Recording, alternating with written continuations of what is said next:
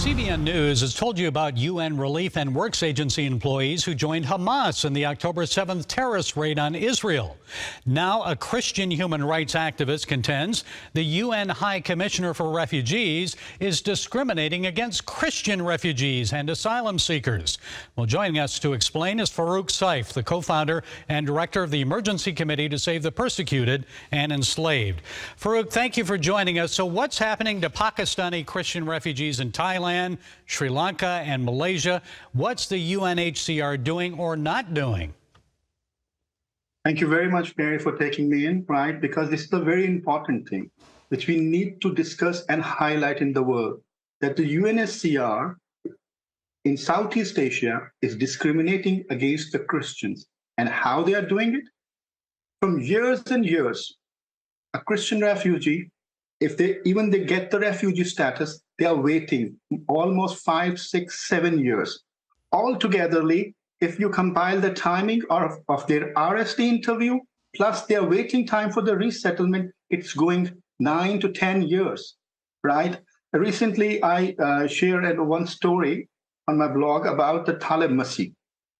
Talib Masih's case is a similar case where UNHCR negligency, firstly, they turn him down, they deny his application, they close his file by saying that he is not the real victim. From last 7 years, he's waiting. He become heart patient, diabetic, and hypertension patient. And he's the victim of Gujarat city riots, right? He's been charged with a blasphemy law, and his life was under threat. From last 12 years, he haven't seen his children. That was in 2009. We reported about that. The Gujarat riots, homes were burned, Christians were chased away, and he was one of them that was accused, and you say he fled to Thailand. How's he in? Yes. He's in bad health now.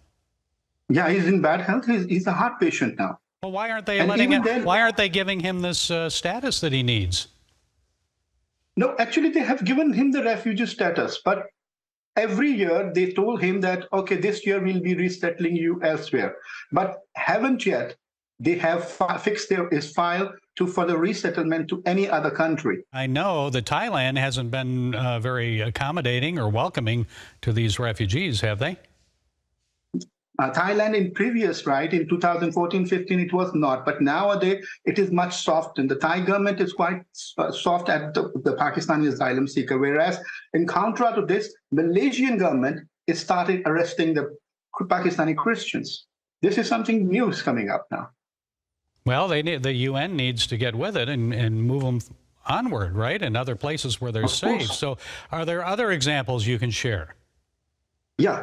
There is another, I hope that you remember the driver of the slain minister, Christian minister, fatal minister, Shahbaz Bhatti, right? In 2014, we moved him to Bangkok, right? Over the year, he waited, but no resettlement. He became the refugee. And his life was not under threat from the Islamists only, even by the Pakistani establishment, which were forcing him to say that the slain minister's murder was done by a Christian, whereas everybody knows that it was Taliban who assassinated the slain minister. So we moved him out. It was a difficult task which we did, right? We moved him out, bring him to Thailand. His case was so big, right? So the UNHCR was able to give him the refugee status, but over a year, he was waited 6 years.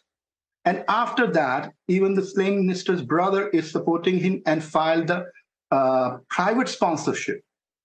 So he is waiting for the final tickets now. The UNHCR never asked him, how's your kid, what they are eating, what they are doing when they are without father from last 10 years, for 10, 11 years. Wow, what a shame that is.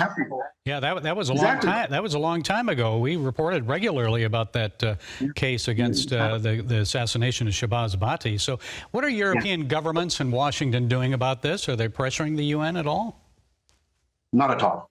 They're not interested. They are not interested in Pakistani Christians. Especially, basically, most of these people, the government says that Pakistan has no persecution. There are some random cases of persecution, whereas in reality, every day we know, because I've been working from last 14, 15 years in this field, and I know each and everything, what is happening in Pakistan. Every day, we have the case of rape, abduction, forced conversion, slavery matters, blasphemy, attack on Christian places, and all those sort of things is getting high every day. Every passing day, it is increasing. The persecution is increasing.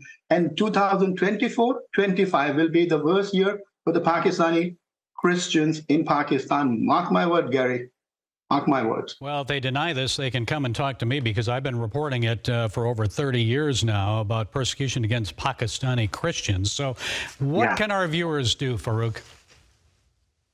They can raise their voice. They can stand together.